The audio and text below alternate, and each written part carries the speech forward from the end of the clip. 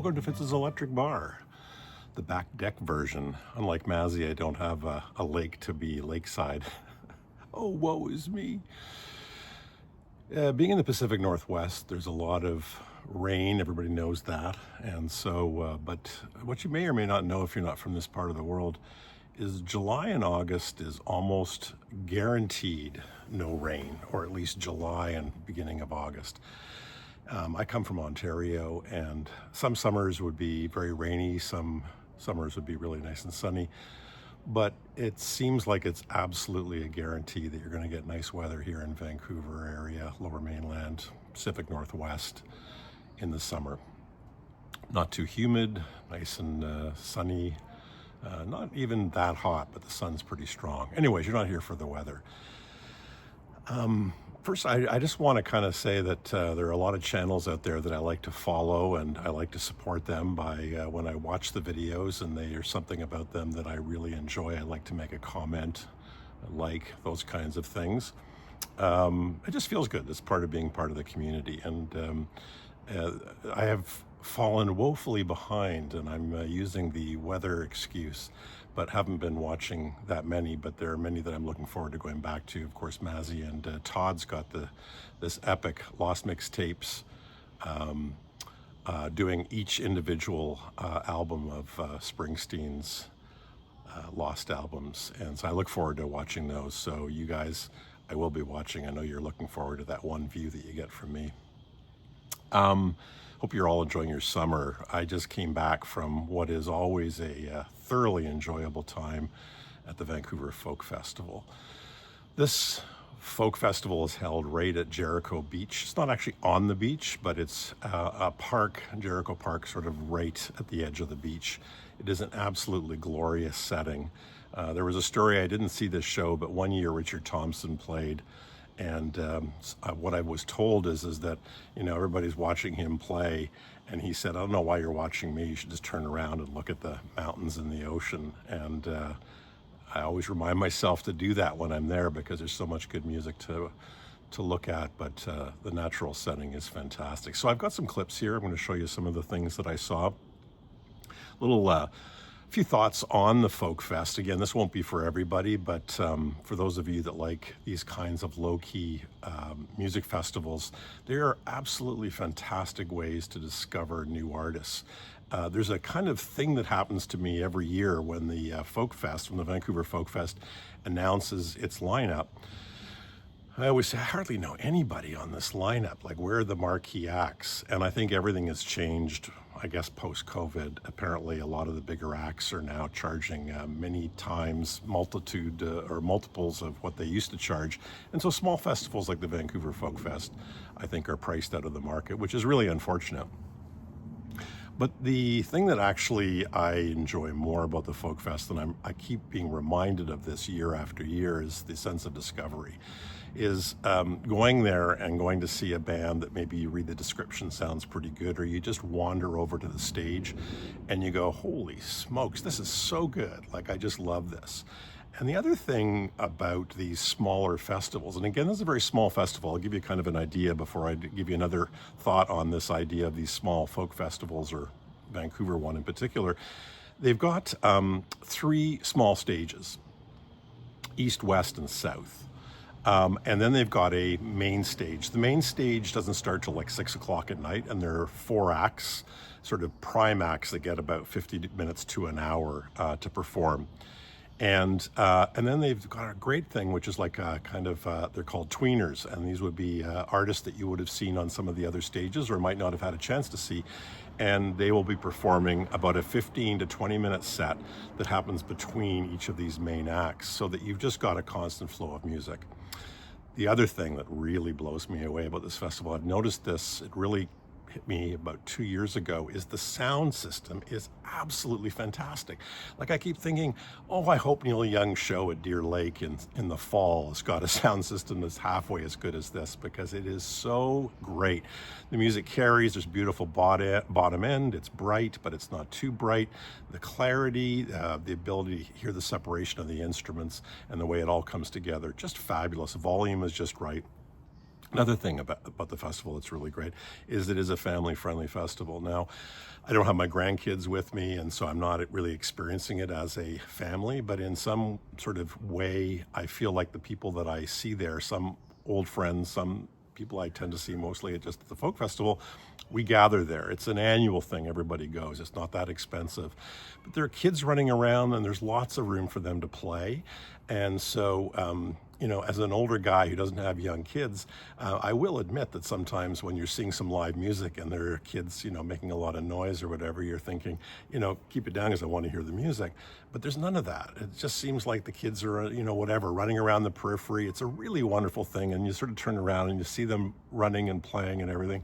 And there's a feeling of a multi-generational experience. In other words, people bring their kids and then they have kids and they bring their kids, and you see like many, many generations. Now, I will say it still skews older. The demographic is older. This is a festival that's, I think, 48 years young. It's just about 50 years.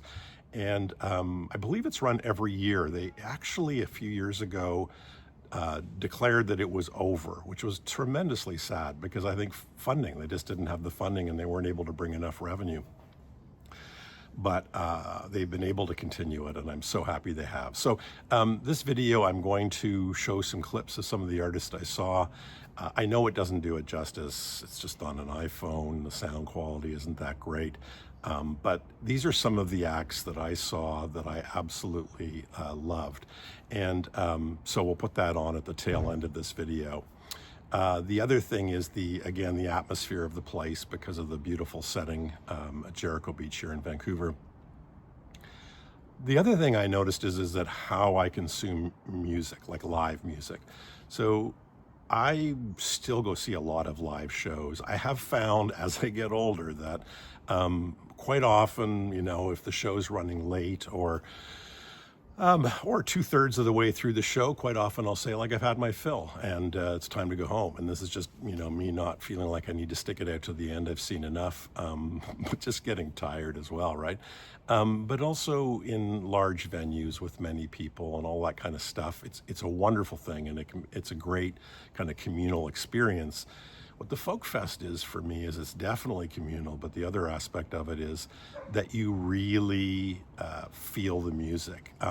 These are artists mostly that have come that may or may not be familiar with the Vancouver Folk Festival. They're almost all completely inspired by the setting, and so you've got this wonderful natural setting. On top of that, there's just a vibe.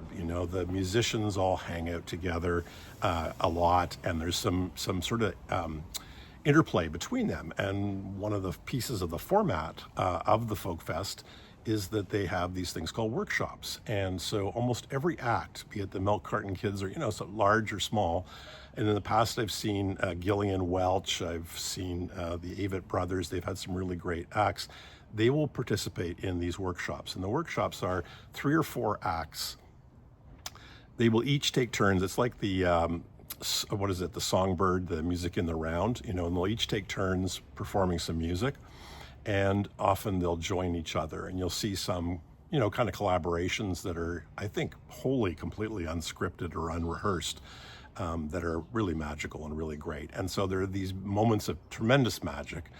And again, because they're spontaneous and they just happen, they're that much more powerful, I think. So again, I'm going to show you some clips. I'm going to put the names of the artists just at the bottom and run tape. Okay, Johnny, run the tape. And carpe diem. Have a great summer. Down by this climb, glory was called. She wailed and she whined, higher and higher, leave it all behind. Darling, you came to me in the glory I long to find.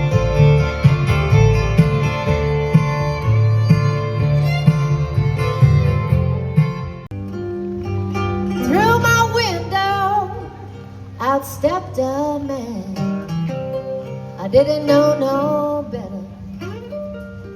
Whoa, boy, in my girlish days.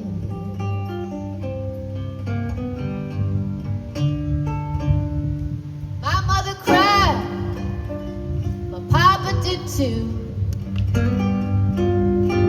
Whoa, my daughter, look what a shame on you.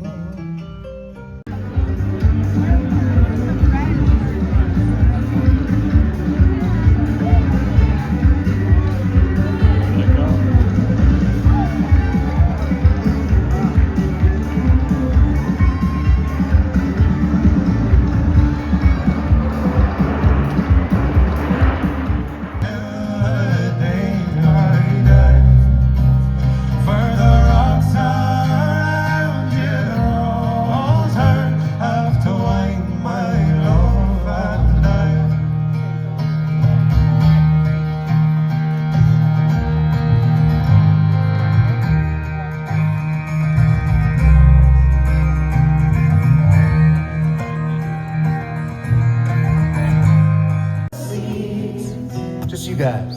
They tried to bury us, but they didn't know we were. Wow. Yeah. They tried to bury us, but they didn't know we were. Again, that sounds awesome. They tried to bury us, but they didn't know we were. One more time.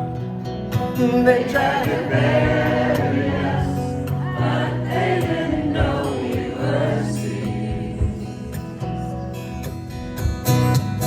You are a star, and will you go, lassie, go? And we'll all go together to boil mountain time. All around a blooming heather, will you go, lassie, go?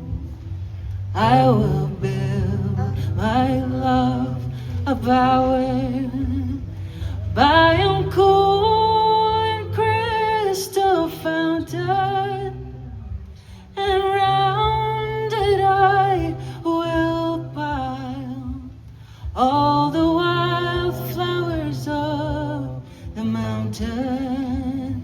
Will you go, lassie, go? And we'll all go together to boil mountain time. All